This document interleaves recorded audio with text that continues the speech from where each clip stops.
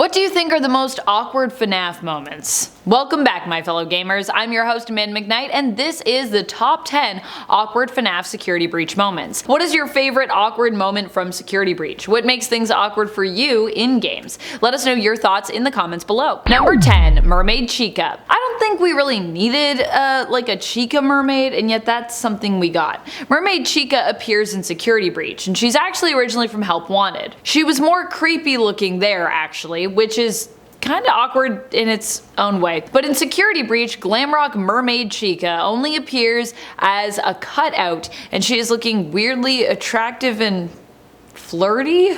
I don't know if it's just me seeing that, but her design has definitely been made less creepy and more cute at the very least. This version of Chica also doesn't have a cupcake, but instead has an oyster to supplant her little animatronic cupcake sidekick. And if you didn't already know, we have a new channel that you need to check out. It's the next biggest thing, and you'll want to be one of the first 100,000 subscribers, trust me. It's Most Amazing Top 10 Anime. Press pause, go sub, then come back and join me as we count down. Number 9, getting the Fazwatch. Another strange thing in the world is when you as Gregory berate Glamrock Freddy for talking so loudly. One, it's pretty awkward how inherently rude Gregory seems here and just in general. Freddy only seems to want to help, but Gregory constantly criticizes him for doing even that, complaining that the booming volume of his voice could all too easily attract the security guard Vanessa, who Gregory does not trust and doesn't want to find him, which kinda also seems suspicious. What are you hiding, Gregory? Why don't you want security to find you? But the other weird thing is that before this,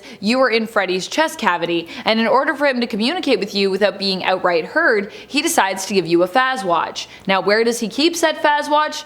Well, also in his chest cavity, which implies that during the time that you were in there before, you were actually sharing that very small space with a crank and a gift box, which is how you get the Fazwatch. Even though when you look in to take that Fazwatch, it looks like this device takes up the entire space of Freddy's chest cavity. So how is that possible? Or does he just make Fazwatches appear out of thin air? I don't know. Physics. Number 8, climbing inside Freddy. Another weird part of this entire thing, despite it being super cool as well, is actually climbing inside Freddy. That is because it definitely seems like you would not be able to fit inside his chest cavity, even minus, like I said, the crank and the gift box, which are removed after you get the Fazwatch from Freddy. Still, even with that space cleared, it just looks way too small for how big the character is supposed to be. It kind of makes me think they should have designed Glamrock Freddy to just be like basically a giant booming character. He's already pretty giant, but I just feel like he needs to be even larger, so the scaling would work better in your mind. But also, then he'd probably be like way more intimidating and kind of scary, and they probably wanted to make sure he stayed, you know, kind of like approachable and friendly looking, since he's supposed to be kind of like your pal in the game. So I get it, but it still is super awkward because it doesn't feel like it makes any spatially logical sense for at least enough for this to even be possible. Number 7, Freddy teleporting. This was something that was later fixed in the game, but initially it was kind of like a glitch, or really just a choice in terms of the game's programming that was really creepy. Originally, when you summoned Glamrock Freddy, he would just appear near you. He wouldn't have to run over from where he was previously, but instead would be able to just like kind of shortcut to where you were by seemingly teleporting to your side as Gregory in the game, usually appearing behind you so that it didn't seem like he necessarily teleported, but it would be like, no one's there, there's Freddy. So a little weird. This wasn't in canon teleporting, at least I don't think it was intended to be that way anyways. Just a choice made by the game designers on how Freddy would appear near you when you called him and you needed him. Later on, this was patched and changed so that when Freddy came, you could always pretty much see him running up as opposed to sneaking up behind you, which admittedly was a little creepy and awkward, but was maybe a bit more convenient too. Also, I don't even know if it was less creepy and awkward than Freddy like charging towards you, which is also kind of scary, admittedly. Number 6, having a crush on Chica. Obviously, we all have a crush on Chica. There's nothing awkward about that, right? But there is something really awkward about how much Gregory seems to enjoy doing harm to animatronics. That for sure is awkward. Case in point, when we are forced as Gregory to get Chica into the trash compactor so we can literally have a crush on her by crushing her. Not only do you as Gregory turn on the trash compactor with Chica in it either, but you are also forced to literally push her into it and then watch as she's crushed right before your eyes. Though really, you'd think backing up here would make more sense. As a result of staying there to watch, you actually end up being dragged down into the garbage chute, and all because Gregory seems to be more obsessed with watching Chica like get crushed up close after pushing her in than his own safety. Which is also in itself pretty awkward and disturbing. Like, I love how Gregory pushes her and then he's just like, yes, yes, be destroyed. Gregory is definitely gonna grow up to be an interesting adult. Number 5, taking Roxy's eyes. It doesn't end with crushing Chica. It really only continues to get worse from there. Although I guess if, like me, Chica is one of your favorite animatronics, then it already starts out pretty bad. I don't know about you, but I really didn't want to crush Chica. With Roxy, at least for many of us, she's kind of like one of the most annoying characters in this game. Although, of course, if there are any major Roxy fans out there, please let me know in the comments. If you actually happen to like Roxy, that's cool too. If you don't find her annoying, that's fine, but she kinda annoying. With Roxy though, we literally need to take her eyes out of her head, which is, well, there's no other way to say it, it's pretty gruesome. And once again, Gregory does this all by himself, which is disturbing. Awkward and disturbing. I mean, we don't see it, but we hear it. We know what's happening. Number 4, confessing to Freddy. Another bizarre thing that happens in the game happens as the result of you as Gregory stealing all the animatronics parts to, you know, upgrade Freddy with. You basically have to confess to Glamrock Freddy at one point that yes, you stole these pieces from the bodies of his friends. Basically, dismembering and mutilating them. Which, yeah, it doesn't sound too good, does it? It's already awkward enough to have to do this in-game and watch as Gregory does so almost with seeming delight.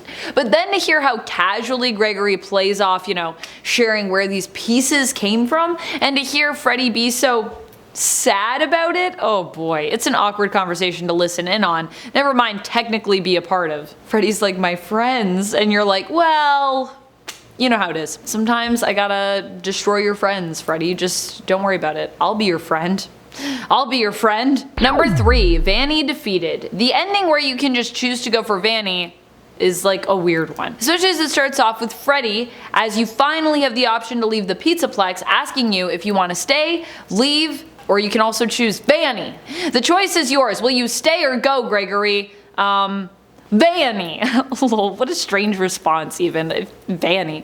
If you choose Vanny as a bizarre answer to a question that had nothing to do with her really, then you will go after Vanny, attempting to get her where her home base is in the game at Fazwatch. Once there, there is no way to play through this apprehension really. It kinda just happens, with you not really getting much of a say in how it plays out. You're more a witness than an active participant, I would say. Freddy is immediately taken off the board, and then you're forced to pursue Vanny and order her loyal animatronics to turn on her, dismantling her to defeat her. What is so messed up about that? Well, you're dismantling her, and she's not an animatronic, she's like a flesh and blood person. So that's pretty messed up. Dismantling.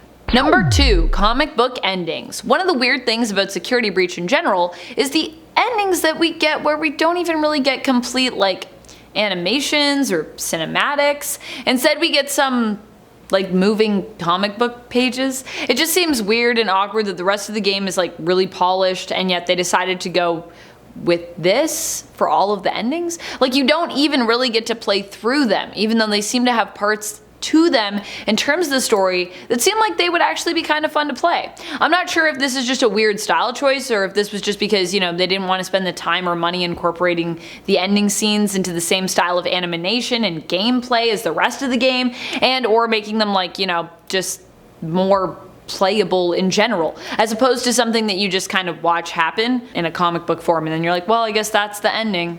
Cool. Number 1, the elevator. Probably one of the most awkward parts of Security Breach is the elevator interludes.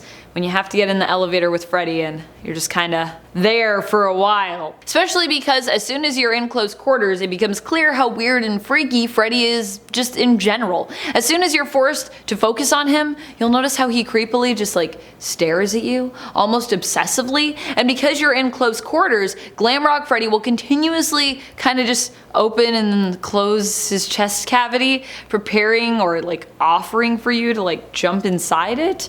It just seems seems really sinister, even though he's your friend, and you know Freddy wouldn't harm you, but you can't help but question this odd behavior, or at least you're definitely freaked out by it. It's just a weird time. I feel like when I'm in the elevator, I'm like, just don't look. Just don't look at Freddy. Look anywhere else. This has been Top 10 Gaming, and I'm your host, Amanda McKnight, reminding you, as always, to keep on gaming on. Pew pew!